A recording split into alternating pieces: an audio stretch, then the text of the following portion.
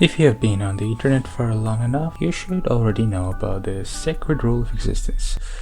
For every $200 subscription service, there is a free open source alternative that does it better. I love this loads. That's why I wanted to make a video talking exclusively about the good apps that I personally use daily. Arch.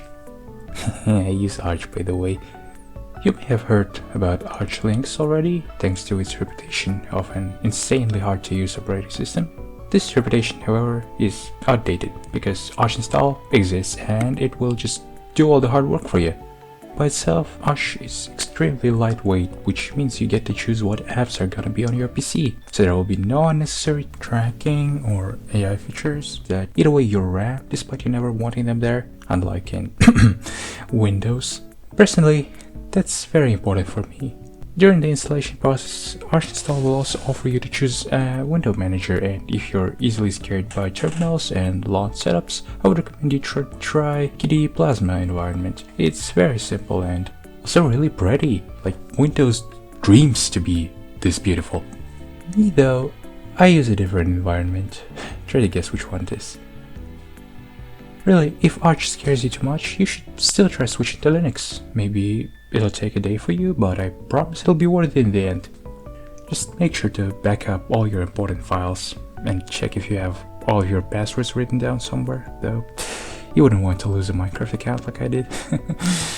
Frankly, I cannot recommend much here because being a computer science major has turned my ego the size of the moon, so I genuinely never really tried anything other than Arch. VLC. This man is the GOAT. VLC is a must-have for everyone. The software is only about 40 megabytes, but it can run almost any media file there is. If VLC cannot read the file, then nothing ever will. You probably already have it, but if you still rely on the built-in media players of your system, then you should install VLC now. 7-zip. 7-zip is probably the best file archiver there is. It can read RAR, zip, tar, and its own 7-zip formats, and if that's not enough, feel free to install plugins. Just like VLC, this tiny thing is a necessity for any system. Vim. Hands down, the most reliable text editor. Can't say much more than that. Always bet on LibreOffice. This is the software that I'm writing the script in right now. It doesn't need much introduction. It basically has 99% of Microsoft Office good non-redundant functionality. Except you don't need to pay $100 a year to use it, and also your data doesn't get uploaded to cloud without your permission.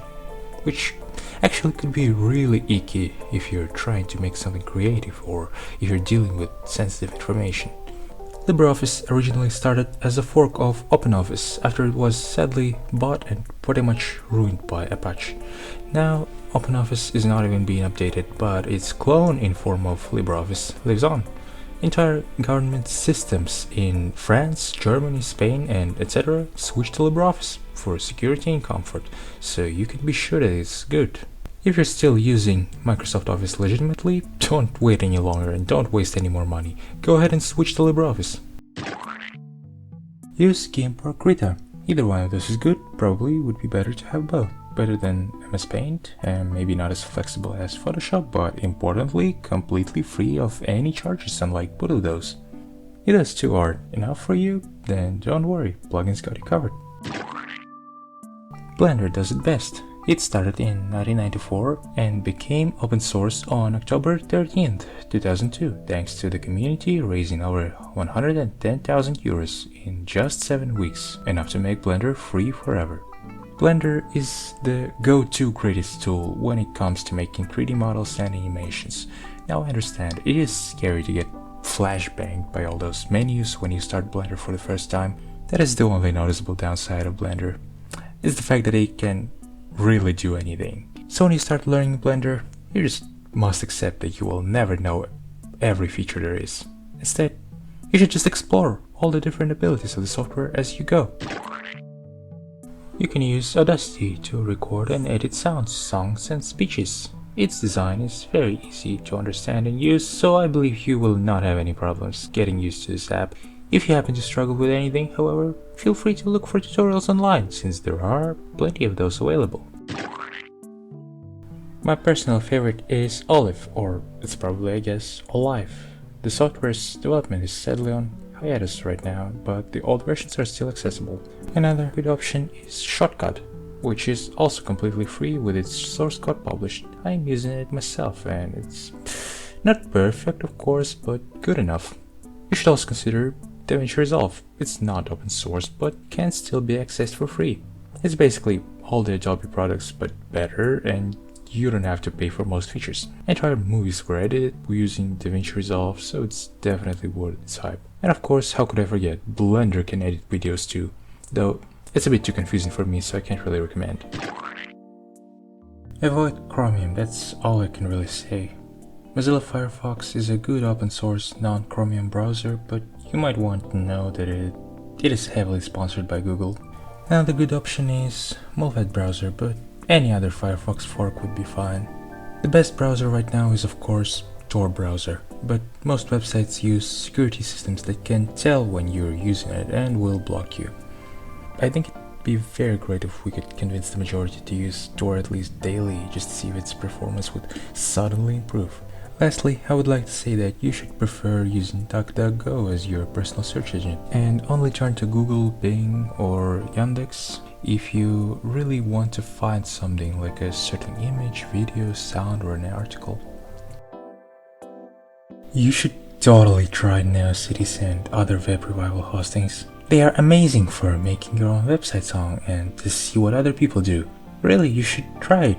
The web revival and the indie web movements are pretty niche, but I believe there are plenty of videos online to catch you up. One should at least know about GitHub. Right now it's basically at the foundation of the entire internet, so I really don't understand the idiots who want it gone.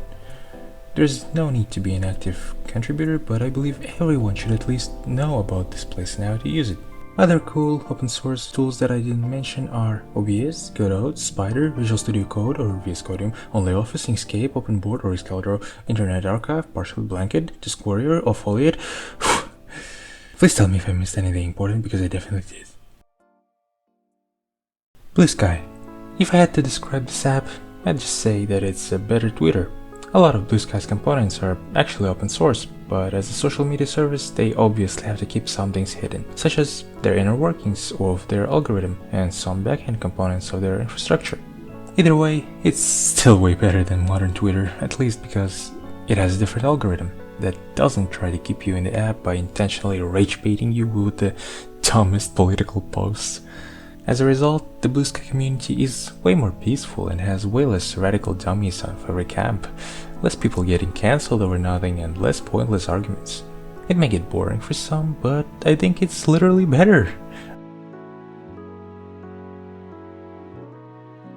That's basically it for this video. My main point is probably that most of the time you can find more for less if you just take a look around yourself.